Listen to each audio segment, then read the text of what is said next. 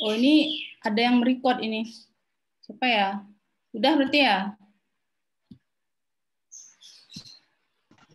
Oh, sudah ada FKI Kawarmadewa, Oh dokter. ya, Sudah. oke.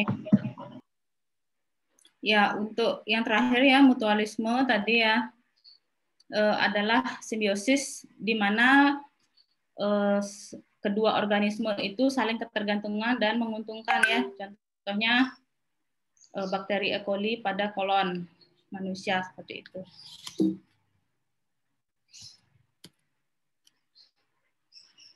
Nah, kemudian berdasarkan lokasi ya, parasit itu dibedakan menjadi 3. Jadi ada ektoparasit, dari asal katanya ekto atau di luar, dia berada di luar tubuh manusia.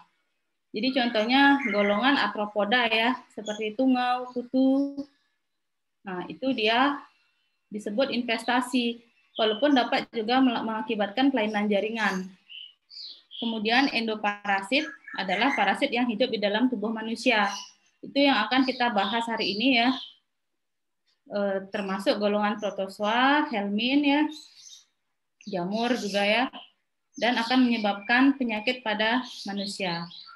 Kemudian ada yang disebut free living parasit. Jadi parasit tersebut dapat hidup di luar tubuh manusia, namun dalam bentuk tertentu, misalnya bentuk kista, bentuk larva filariform ya, contohnya Naegleria fauzi itu bentuk kista, ada Cryptosporidium parvum ya, kemudian ada free living Strongyloides stercoralis, itu dapat hidup bebas di tanah seperti itu.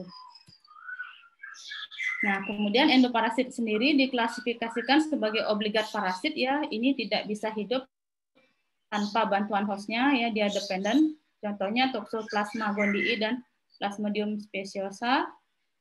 Kemudian ada fakultatif ya, dia bisa dependen, bisa juga free living ya. Contohnya tadi Strongyloides. Kemudian accidental parasit, dia tidak sengaja menginfeksi host yang bukan host definitif hostnya ya. Contohnya adalah parasit pada animal atau hewan. Jadi dia tidak sengaja menginfeksi manusia. Misalnya ada seseorang yang memelihara anjing dan tidak sengaja tertelan telur cacing ini ya, Echinococcus granulosus yang menginfeksi anjing itu dia akan menjadi kista hidatidiosa di dalam tubuh manusia.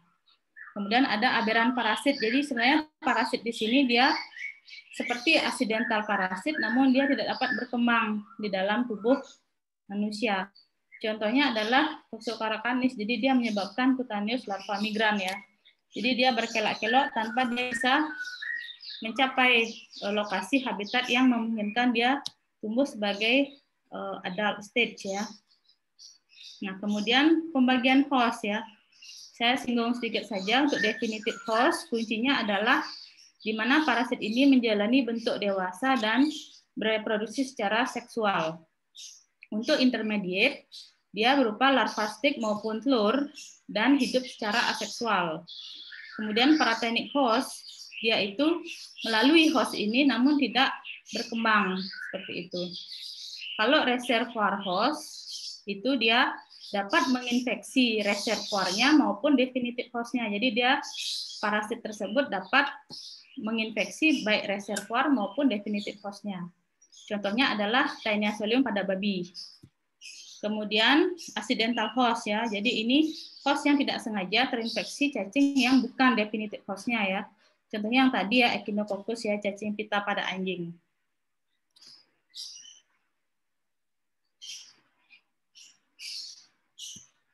Nah, kemudian ya kita masuk ke topik bahasan utama hari ini yaitu cacing ya.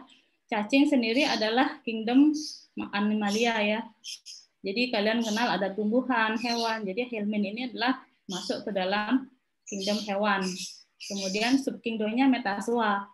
Kenapa metazoa bukan unizoa seperti itu? Karena dia terdiri dari banyak sel.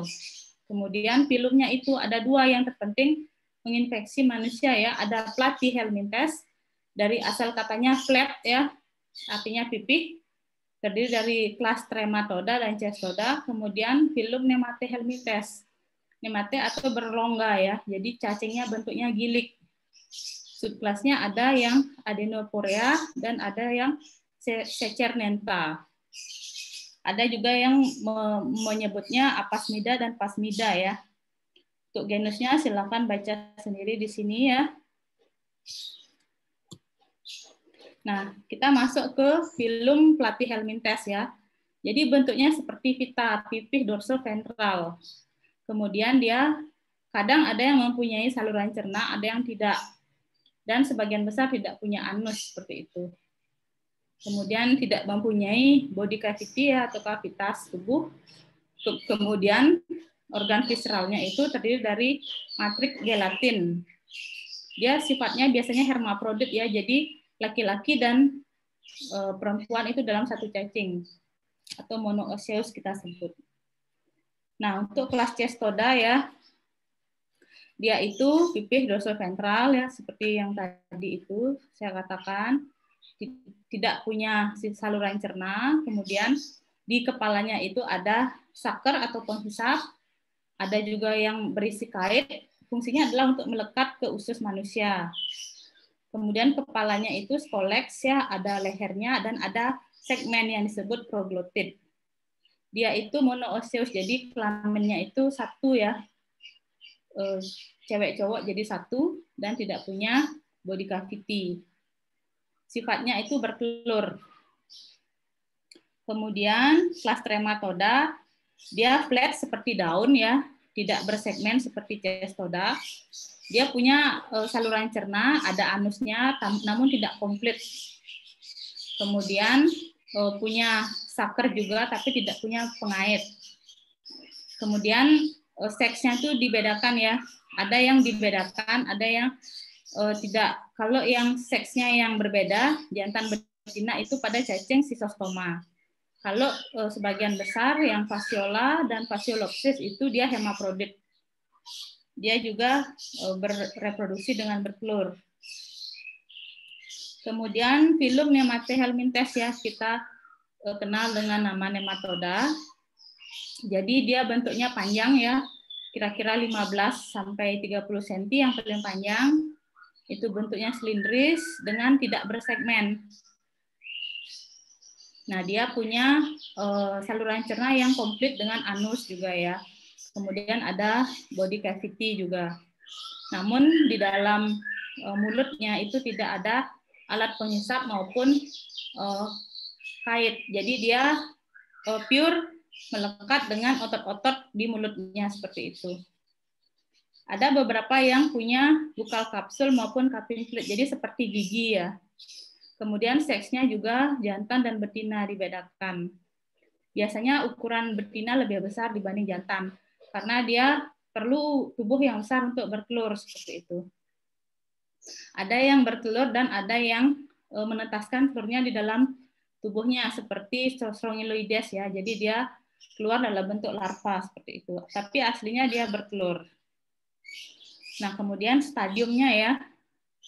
Stadium telur ya, itu setiap cacing itu beda bentuk telurnya. Nanti itu yang akan menjadikan diagnosis morfologi sebuah spesies cacing ya. Jadi satu cacing itu dapat menghasilkan ratusan hingga ribuan dan bahkan sampai ratusan ribu telur per hari ya. Jadi telur tersebut ya dapat mengakibatkan patogenesis pada tubuh manusia maupun pada saat dia menjadi larva. Jadi jumlah parasit itu menentukan patogenitasnya. Kemudian bentuk larva. Jadi larvanya juga berbeda ya antara Cestoda, Trematoda, dan Nematoda. Untuk Cestoda, bentuk larvanya itu kita sebut Sisytercus, Coenurus, Coracidium, Sisytercoid, Procercoid, Hydatidkis, dan Plerocercoid. Ya, untuk Trematoda ada Miracidium, Cercaria, Redia, Metacercaria, dan Sporosis. Itu masing-masing stage itu bentuknya berbeda dan cara invasinya itu berbeda. Kemudian nematoda ada Microfilaria, Filariform larva, dan Rhabditiform. Kalau Filariform itu dia lebih langsing panjang, Rhabditiform itu dia lebih gemuk pendek. Microfilaria itu kecil, hanya bisa dilihat dengan mikroskop. Kemudian di bentuk dewasanya juga dia punya kulit ya. Jadi kulitnya ini akan memancarkan antigen ya yang bisa ditangkap oleh imunoglobulin A di dalam usus manusia. Kemudian mulutnya juga ada giginya, ada cutting plate-nya seperti kapak seperti itu. Kemudian dia bergerak dengan kontraksi dan relaksasi otot. Dia punya sistem ganglion juga sebagai sistem saraf primitif. Dia ada ekskresi sistem juga ya, bisa lewat pori, bisa lewat anus, dan ada sistem reproduksi. Kemudian ada yang bersifat hemaprodit yang seperti saya bilang tadi ya, golongan platyhelminthes, dan ada juga yang seksnya terpisah antara jantan dan betina. Dan ada juga yang dapat membuahi telurnya sendiri ya, contohnya itu Strongyloides. Nah, ini ringkasan ya perbedaan antara cestoda, trematoda, dan nematoda, silahkan dibaca. Nah, untuk siklus hidupnya, cestoda itu dia melakukan siklus hidupnya itu pada 2 host, kecuali Heminolepsis nana ya, yang hanya menjalani siklusnya dalam 1 host aja. Kemudian yang di Pilobothrium latum itu dia perlu 3 host. Untuk trematoda dia butuh 1 definitive host dan 2 intermediate host. Nanti kita lihat ya di gambar. Kemudian untuk nematoda dia biasanya cukup 1 host saja, manusia biasanya. Ada golongan nematoda yang dia matangnya itu di tanah. Kita sebut sebagai soil transmitted helminth. Itu ada 4 spesies terutama di sana, yaitu Ascaris lumbricoides, Trichuris trichiura, Necator americanus, dan Ancylostoma duodenale. Nah, ini adalah siklus hidup dari Taenia solium ya. Jadi yang pertama itu adalah ya onkosper ya atau Sisytercus yang berada di dalam daging babi itu tidak sengaja dimakan oleh manusia, kemudian manusia akan terinfeksi oleh Sisytercus tersebut. Nah, di dalam lambung Sisytercus tersebut akan pecah mengeluarkan larvanya. Larva inilah yang akan berkembang ya di usus halus menjadi bentuk cacing yang dewasa seperti itu. Nah, apabila sudah sangat panjang sekali cacingnya, dia akan keluar lewat anus berbentuk segmen-segmen. Nah, untuk membedakan Taenia saginata dan solium, kita lihat dari segmen proglotidnya. Untuk saginata dia itu lebih panjang dan lebih rapat ya, lebih panjang dan lebih rapat jaringannya dibanding Taenia solium. Kalau Taenia solium segmennya itu lebih pendek, kira-kira 1-2 cm. Kalau yang saginata itu bisa sampai 3-4 cm seperti itu. Telurnya hampir sama, tidak bisa dibedakan ya, dia bentuknya radier. Di dalamnya itu ada bakal-bakal skolek seperti itu. Nah, yang paling penting adalah reservoirnya ya. Jadi untuk saginata itu intermediate hostnya adalah sapi, untuk solium adalah babi. Ini kasusnya cukup banyak di Bali ya, Sumatera, Sulawesi, ada Papua karena mengkonsumsi daging babi ya.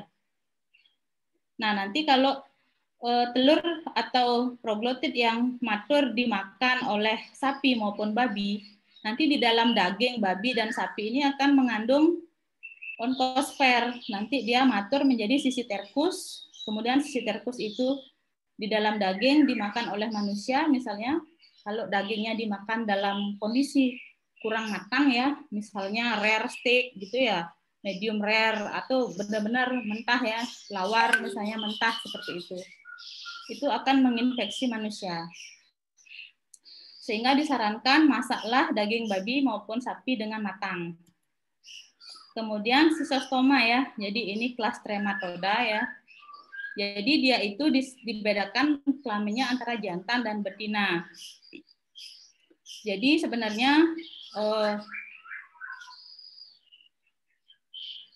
cacing Schistosoma ini ya, yang dia sebenarnya hidup dalam beberapa lokasi di dalam tubuh manusia.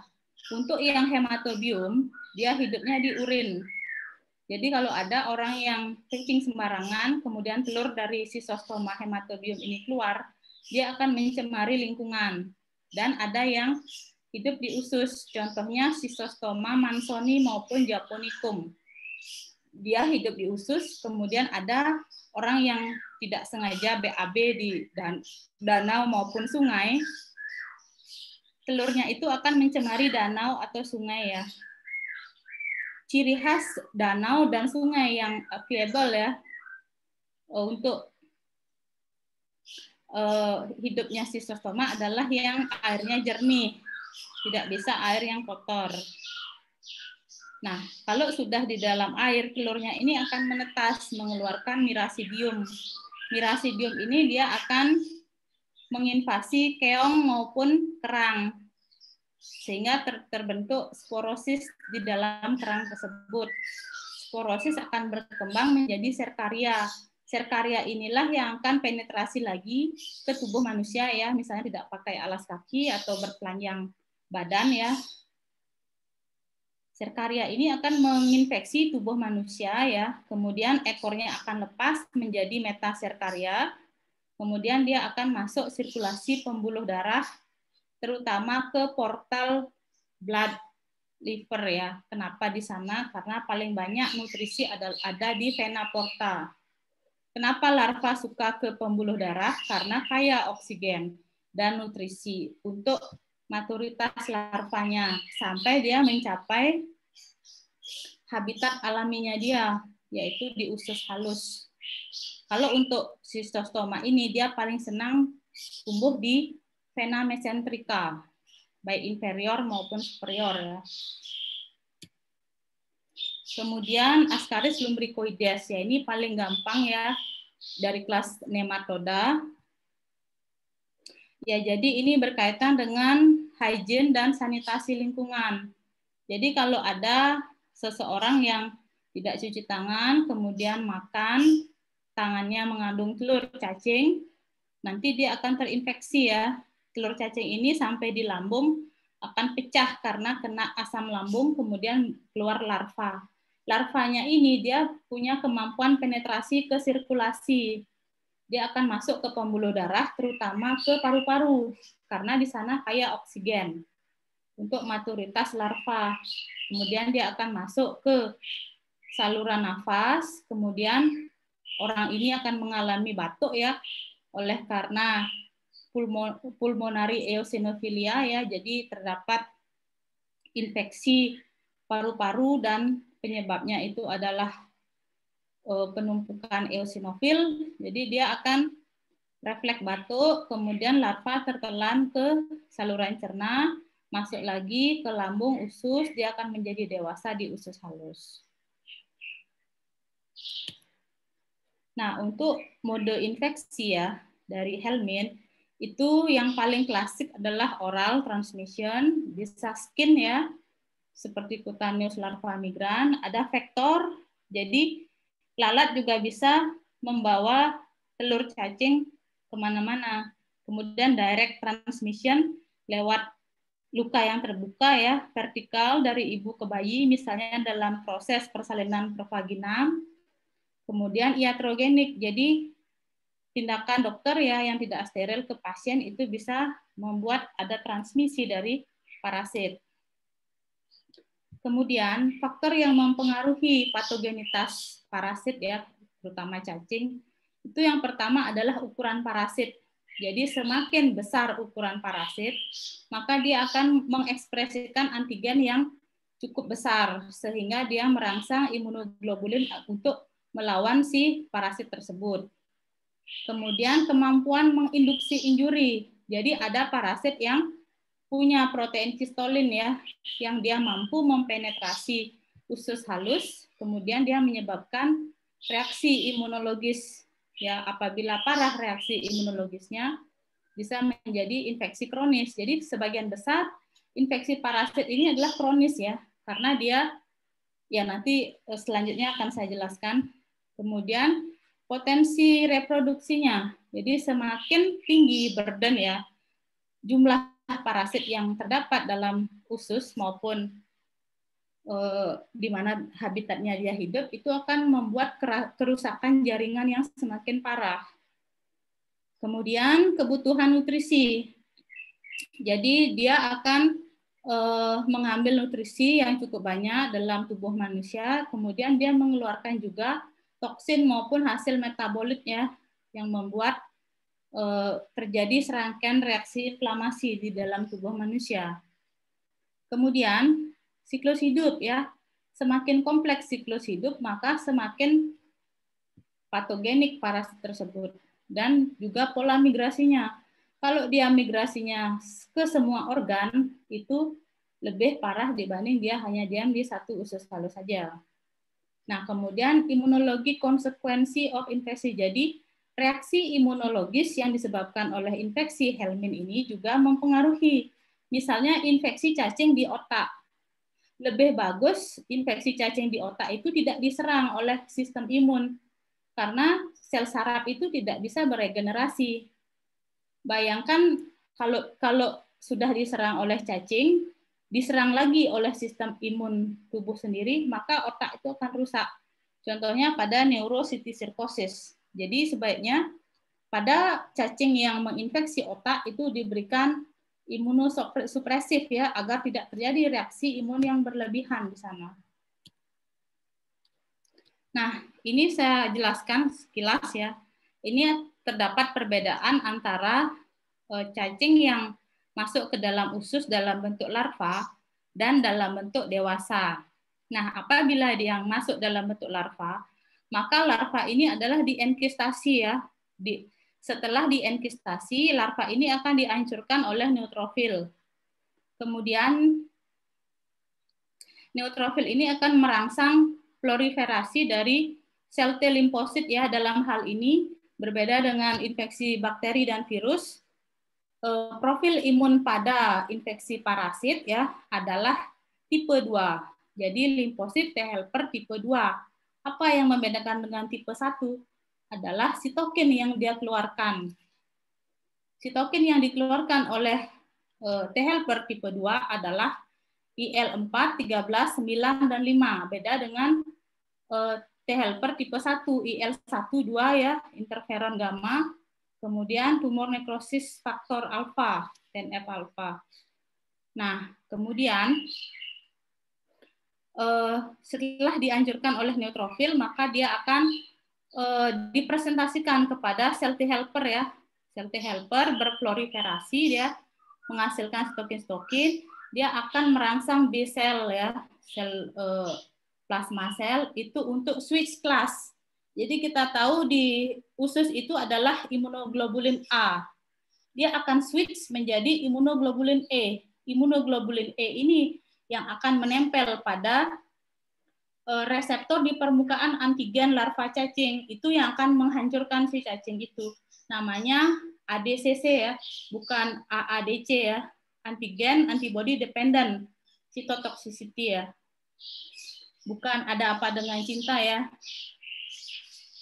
Nah, kemudian setelah dia keluar sitokin, dia akan mempengaruhi fisiologi usus, meningkatkan contractility dan meningkatkan produksi mukosa, sehingga cacing di dalam tubuh manusia, di dalam usus, dia akan stres karena ada gerakan usus yang sweep and whip seperti kaca mobil ya, sweep and whip. Jadi dia menyapu gerakannya di peristaltik usus itu.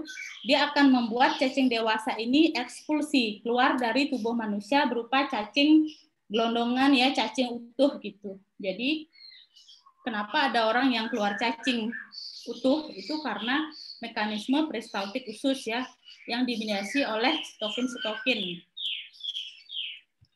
Nah, ini T helper tipe 2 ya, ada masing-masing fungsinya. Kalau untuk IL-5 dia merangsang eosinofil, mengakibatkan pneumositis eosinofilia. Kemudian eosinofil ini juga punya granul toksik di dalamnya, dia akan menghancurkan larva si cacing. Kemudian IL-9 dia akan membuat sel mas itu mengekspresikan reseptor Fc R1 reseptor yang akan dihinggapi oleh IgE. Jadi Fc R1 reseptor itu adalah reseptornya IgE. IgE akan rilis ya, nanti akan menempel di antigen cacing. Kemudian dia juga menghasilkan IL-4 dan IL-13. Jadi dia akan merangsang basofil ya. Basofil ini juga akan dihinggapi oleh IgE. Sehingga dia bisa mengeluarkan granul toksiknya. Dan IL-4-13 juga dia merangsang otot polos ya, meningkatkan kontraktilitas, kemudian meningkatkan sekresi mukus ya, terus merubah IgA menjadi IgE, kemudian ada juga IL-21. IL-21 ini dia akan mengaktifasi makrofag ya. Kemudian makrofag ini akan merangsang pembentukan fibrosis. Jadi pada kondisi yang sudah diinvasi oleh cacing, dia akan perlu proses penyembuhan ya. Itu akan dimediasi oleh IL-21. Nah, serangkaian reaksi inflamasi ini juga harus dibarengi oleh reaksi non-inflamasi agar dia setimbang. Nah, disitulah peran IL-25 ya. Jadi setelah selesai semua dibunuh cacingnya, IL-25 akan menstabilkan produksi IL-IL yang lain, sehingga perut manusia itu tidak terus kontraksi ya. Padahal cacingnya sudah pergi ya. Itu namanya regulasi dari sistem imun ya. Nah, tentu saja parasit itu tidak serta-merta mati oleh karena sistem imun. Ada yang namanya escape mechanism. Jadi, escape mechanism adalah cara dia untuk menghindari reaksi imun. Bisa dengan cara intracellular habitat ya, seperti malaria dan leishmania, enkistasi seperti toxoplasma dan trypanosoma, ada resisten terhadap fagositosis, contohnya leishmania, ada masking antigen atau antigennya ditutup ya agar tidak diserang, seperti schistosoma. Kemudian ada variasi antigen. Jadi setiap stadium itu punya antigen yang beda. Itu pada Plasmodium dan Trypanosoma. Kemudian supresi dari respon imun, misalnya pada Trichinella dan Schistosoma. Kemudian ada intervensi aktivasi poliklonal, ada sharing antigen. Sharing antigen itu bisa saja satu parasit itu sama antigennya dengan parasit yang lain, bahkan dapat meniru antigen tubuh sendiri seperti itu. Atau dia terus-menerus mengeluarkan antigen ya, seperti Schistosoma. Nah, ini nematoda yang penting dalam infeksi tubuh manusia. Saya jelaskan satu persatu ya, ini tinggal dibaca saja. Yang pertama adalah Enterobius vermicularis ya, kita kenal dengan cacing kremi. Kalau ada anak-anak yang gatal di anus, kita lihat anusnya itu seperti ampas ampas ini parutan kelapa ya.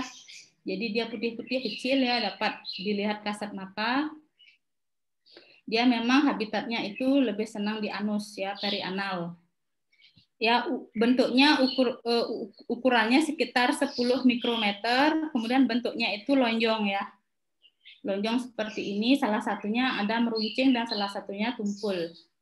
Kalau kita lihat di mikroskop, ini bentuknya seperti ini ya.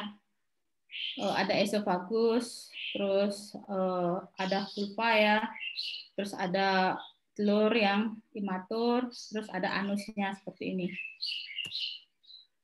Nah, untuk patogenesisnya ya, Enterobius itu dia menyebabkan ulcerasi pada lokasi perlekatan. Jadi biasanya dia senang pada sekum dan mukosa apendik ya. Kemudian lokasi perlekatan itu akan berdarah sehingga menyebabkan infeksi sekunder ya, baik oleh bakteri maupun yang lain ya, jamur seperti itu, sehingga menyebabkan abses submukosa.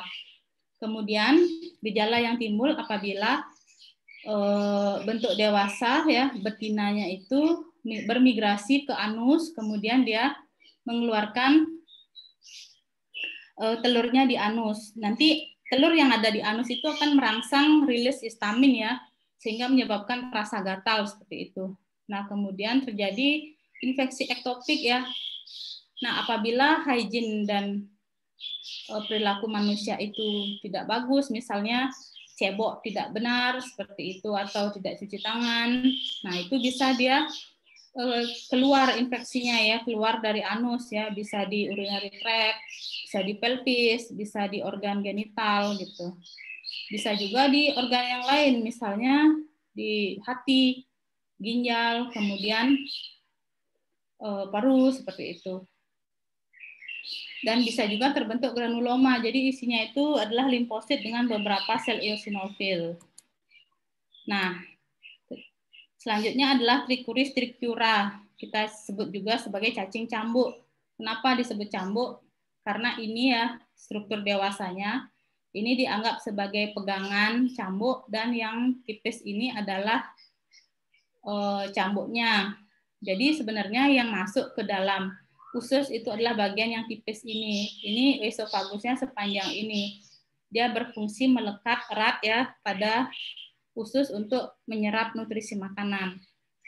Telurnya itu khas sekali ya bentuknya. Ini ada 2 tonjolan mukus di kutub, masing-masing kutub ya. Ini kita sebut sebagai bentuk tempayan seperti itu. Ada 2 tonjolan ya, mucoid plug. Patogenesisnya dia tergantung dari intensitas infeksi ya. Kalau intensitas infeksinya dari 100 sampai 1000 itu dapat menyebabkan perdarahan, kemudian diare berdarah ya, ada bisa menyebabkan prolap rektum pada anak-anak biasanya. Bisa juga terjadi Trichuris dysentery syndrome ya, apabila terdapat kerusakan di dalam usus ya diakibatkan oleh beberapa komponen seperti plasma fibronektin ya, peningkatan plasma viscosity, kemudian ada intervensi dari insulin growth factor, kemudian ada intervensi dari prokolagen, kemudian TNF alpha itu juga dapat menyebabkan reaksi inflamasi yang menyebabkan dia jadi disentri, yaitu diare berdarah ya. Dan port de entry dari Trichuris ini juga menyebabkan infeksi sekunder dari Entamuba, Campylobacter, Shigella gitu. Selanjutnya Ascaris lumbricoides ya, ini yang sering kalian lihat kalau punya anak SD, punya tetangga ya anak SD, terus cacingan ya, ini penyebabnya Ascaris lumbricoides. Ini telurnya khas ya, dia bergerigi luarnya, kemudian berbentuk oval. Ya kalau kita operasi itu usus anak-anaknya bisa ketemu cacing segini ya. Nah, jadi untuk askariasis itu biasanya tidak bergejala apabila jumlahnya kecil, 1 sampai 5 kecil ya. Tapi kalau sampai 1000 jumlahnya ya itu bisa menyebabkan obstruksi usus. Bisa juga terjadi kerusakan pulmoner ya. Pastinya jadi asma, sesek gitu, reaksi alergi berlebihan gitu. Nah, itu harus ditangani kalau sudah seperti itu. Nah, untuk pemerintah sendiri itu rutin memberikan pengobatan massal antihelmin ya menggunakan albendazol setiap 6 bulan sekali. Jadi kalau punya adik di rumah ya usia sekolah ya, usia sekolah tapi saya sarankan dari usia 1 tahun sampai 12 tahun itu setiap 6 bulan minum obat cacing agar tidak terinfeksi askariasis.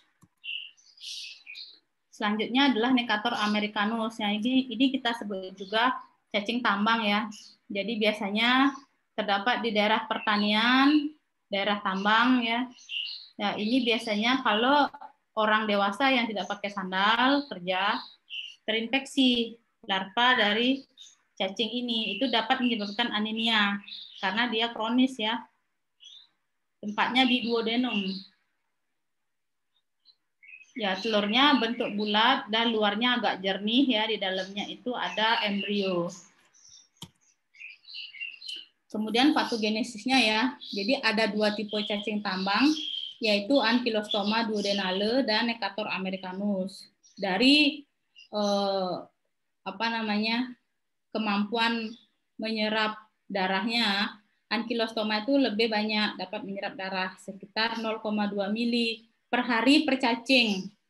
Jadi dikali 360 hari, dikali misalnya 10 cacing saja, itu seseorang itu bisa kehilangan 500 atau setengah liter darah per tahun ya. Jadi makanya kenapa orang itu cenderung anemia. Kalau Necator americanus dia lebih kecil menyerap darahnya ya, sekitar 0,03 mili. Nah, selain dia menyerap darah, dia juga membuat gangguan penyerapan dari zat besi sehingga pasiennya bisa jadi anemia defisiensi besi gitu.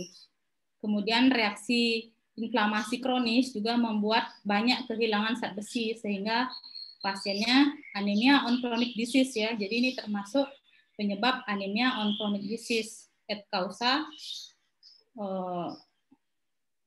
iron deficiency ya. Nah, kemudian eosinofil di sini sebenarnya berperan ya untuk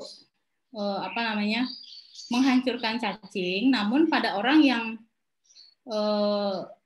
sudah ada bakat alergi, dia akan menjadi hypersensitivity ya. Jadi orangnya itu gatal-gatal gitu. Jadi eosinofil selain berfungsi membunuh cacing juga merangsang reaksi alergi. Jadi orangnya itu jadi mudah alergi gitu ya.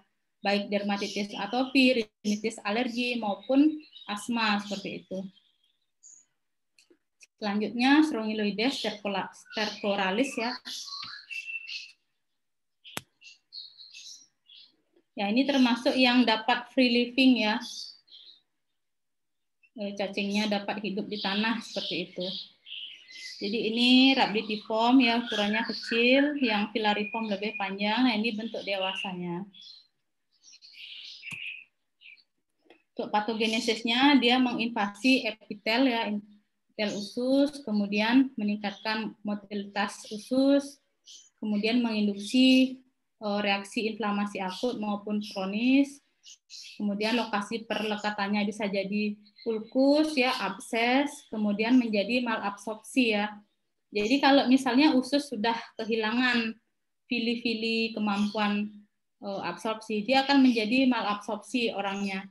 Jadi anak-anaknya bisa jadi kurus gitu ya, buncit, terutama kalau malabsorpsi protein. Kemudian nah, untuk perkembangan larvanya, dia juga didukung oleh GALT ya, gut associated lymphoid tissue, yang dia dapat mempercepat pertumbuhan larva rhabditiform menjadi filariform. Bisa juga terjadi autoinfeksi ya. Kalau tangan kita nih garuk-garuk usus, garuk-garuk anus, kemudian langsung dipakai makan, tidak cuci tangan, nah itu bisa jadi autoinfeksi. Atau larvanya itu menembus langsung usus halus, jadi dia berubah lagi menjadi dewasa. Itu juga bisa proses autoinfeksi. Nah, sekarang ke nematoda darah dan jaringan. Untuk nematoda jaringan, kita di sini hanya bicara tentang Trichinella spiralis ya, pada otot besar biasanya ya. Jadi cacing ini disebut juga cacing otot. Dia diamnya di otot-otot besar ya, seperti otot paha, kemudian otot betis ya. Biasanya oleh karena memakan telur ya yang tidak sengaja melekat pada tangan, kemudian dia akan bermigrasi dan diam di jaringan otot. Kemudian yang kedua adalah nematoda darah. Ini sebenarnya ada 3 spesies, ada Wucheria bancrofti, Brugia malayi, dan Brugia timori. Kalau malayi di Malaysia ditemukan, kalau timori itu di Timor-Timor di Indonesia. Nah, filaria ini juga masih endemis ya, di Sulawesi sana, Sulawesi, Kalimantan itu masih endemis. Untuk patogenesis filariasis itu ada 2, ada akut dan ada kronis. Jadi pada kondisi akut, cacing dewasa yang mengalami molting atau apa namanya, pergantian kulit gitu ya, atau dia mati di dalam vessel, lymphatic vessel itu ya, pembuluh limfe, itu dia akan membuat dilatasi pembuluh limfe, kemudian menjadi hiperplasia pembuluh limfenya.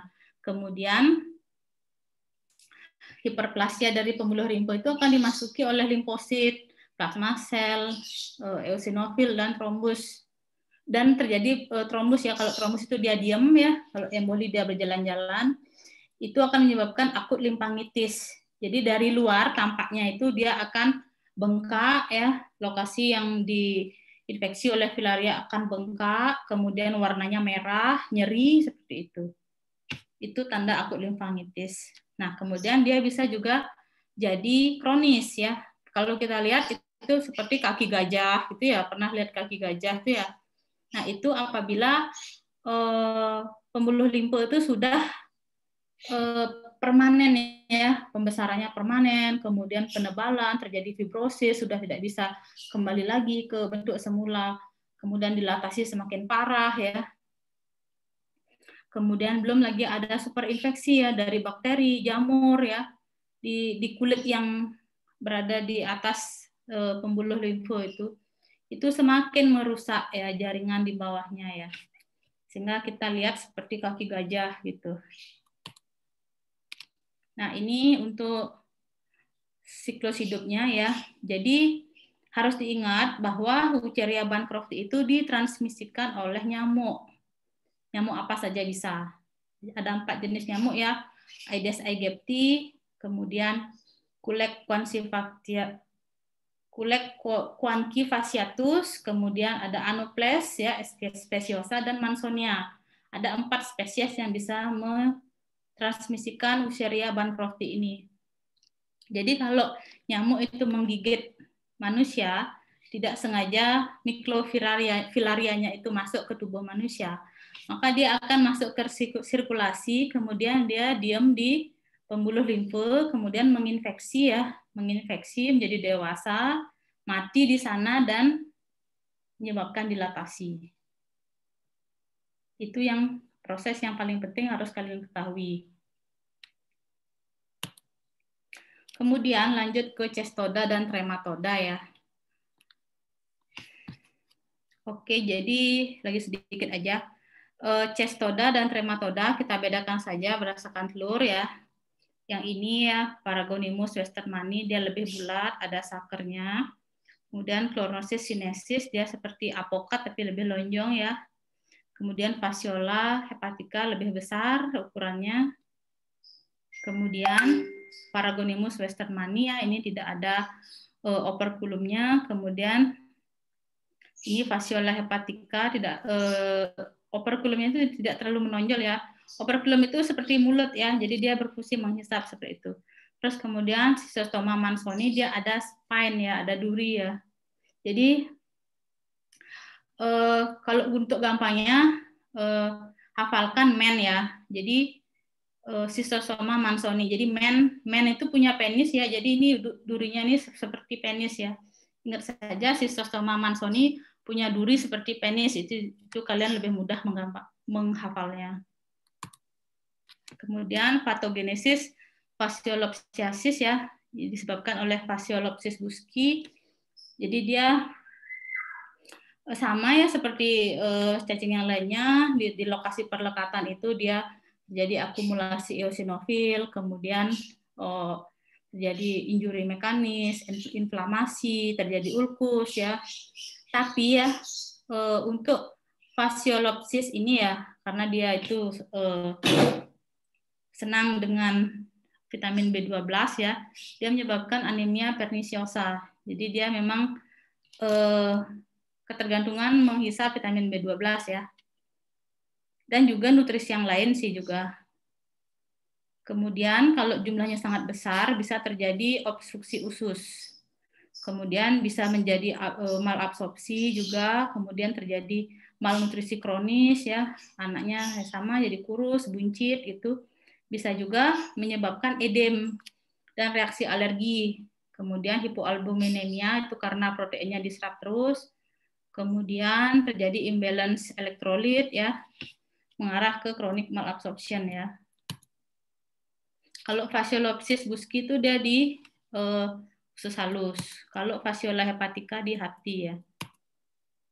Kemudian untuk schistosoma ya, dia ada beberapa fase klinikopatologis ya. Yang pertama itu adalah penetrasi dan migrasi dari schistostomula, yaitu larvanya ya.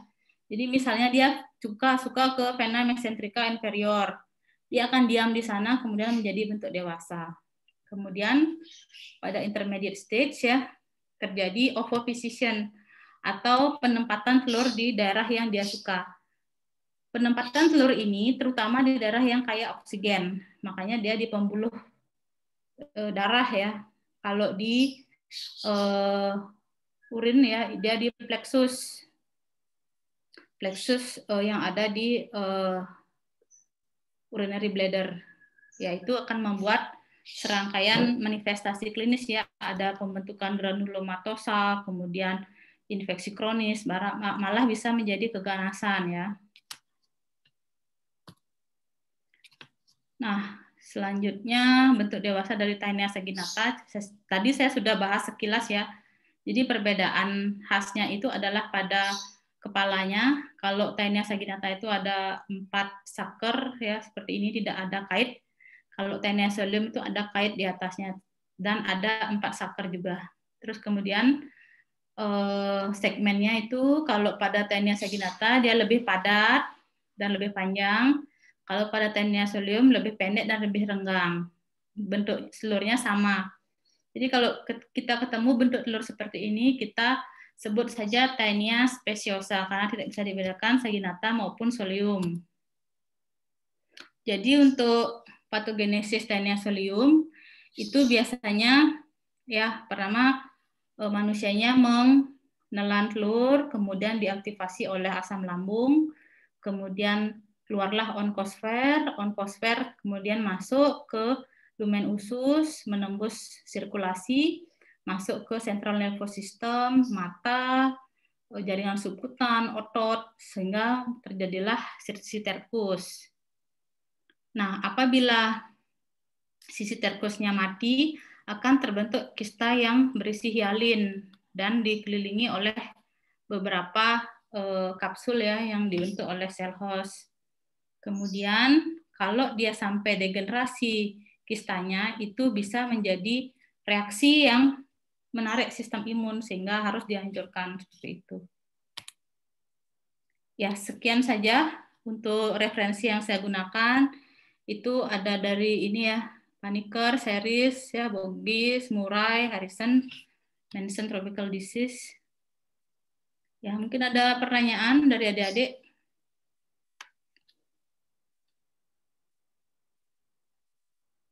Silakan, apabila ada pertanyaan, saya persilahkan.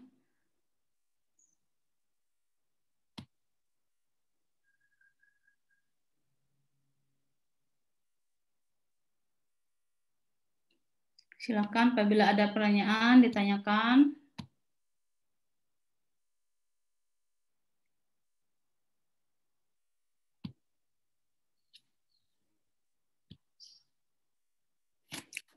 Apakah cukup jelas atau kurang jelas?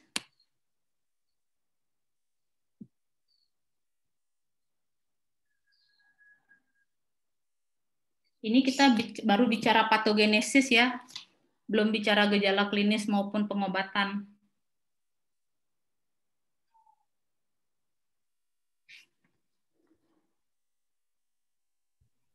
Izin bertanya, dokter. Oke, silakan, Kadek Novia. Baik, terima kasih kesempatannya. Sebelumnya perkenalkan, nama saya Kadek Novia Puspita Dewi, NIM 2070121175. Jadi di sini saya sedikit belum paham, dokter, mengenai patogenesis dari cacing tambang tersebut. Sekian, dokter. Terima kasih.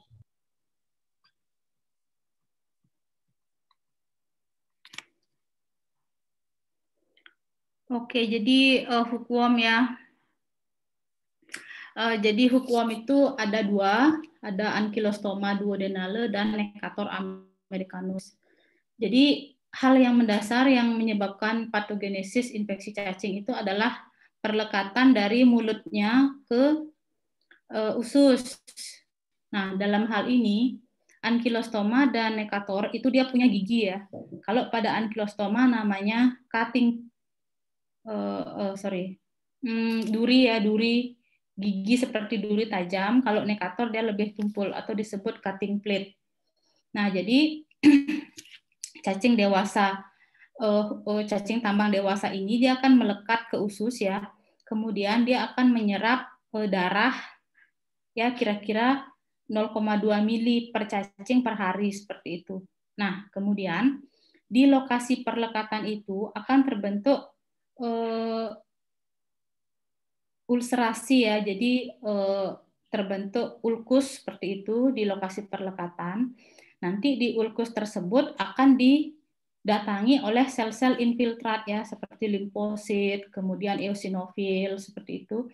Nanti di lokasi tersebut ya akan terjadi reaksi inflamasi yang membuat darah itu semakin keluar, mengucur terus seperti itu ya, namanya bleeding site ya. Nah, kalau misalnya inflamasi tersebut terjadi di banyak lokasi, maka akan menyebabkan inflamasi yang kronis seperti itu. Nah, inflamasi yang kronis ini membuat tubuh itu menggunakan banyak zat besi ya. Zat besi ya itu sebagai kofaktor enzim dan katalisator reaksi oksidasi dan reduksi. Jadi untuk inflamasi itu butuh ATP, butuh oksigen juga. Itu yang membuat besi itu terus dipakai ya karena inflamasi kronis, sehingga pasien itu akan mengalami anemia dan juga kehilangan zat besi.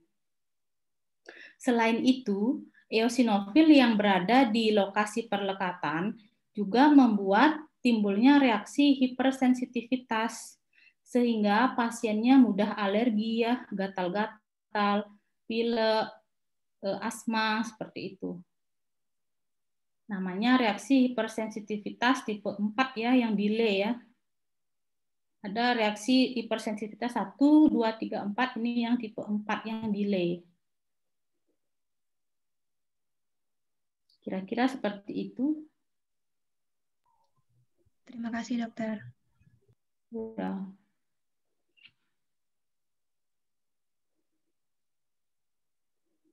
Ya, memang butuh waktu khusus ya untuk baca buku khusus tentang parasit ya.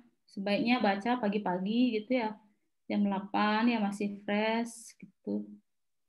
Di Sherris atau Murray itu saya rasa semua mikroorganisme sudah ada di sana ya. Tinggal berusaha menerjemahkan ke bahasa Indonesia saja.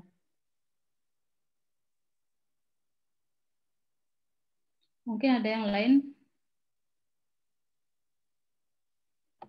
Skripsi, Dok. Ya, silakan Cahyadi. Ya, Dok. Perkenalkan, Mas Cahyadi, NIM 153, Dok. Jadi pada sporosis dan juga redia pada siklus hidup dari trematoda itu dikatakan bahwa pada fase ini bisa melakukan reproduksi, Dok. Nah, reproduksi itu kan secara aseksual. Nah, maksudnya ini bagaimana ya, Dok ya? Terima kasih, Dok. Oke, jadi sporokis ya, sporokis kita ambil kata belakangnya yaitu kista. Jadi setiap sporokista baik di Plasmodium maupun di trematoda itu adalah kumpulan dari telur di dalamnya. Walaupun kita tidak sebut sebagai telur ya, tapi di dalam sporokista itu dia punya inti.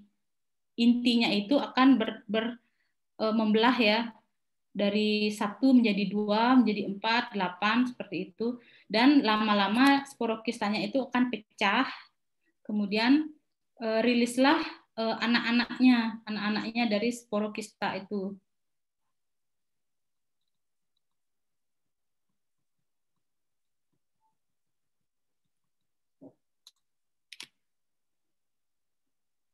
Ya, anaknya itu namanya Cercaria ya.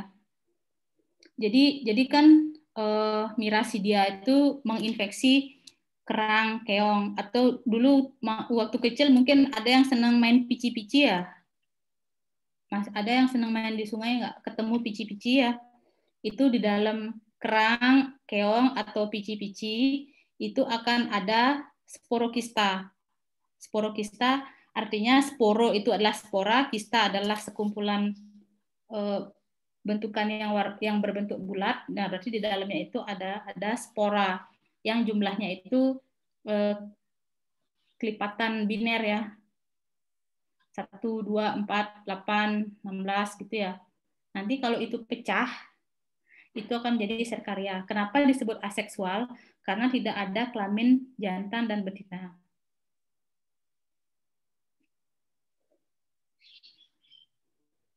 Apakah menjawab? Ya, Jadi, terima kasih dokter. Oke. Ada pertanyaan lain? Ada pertanyaan lain mungkin?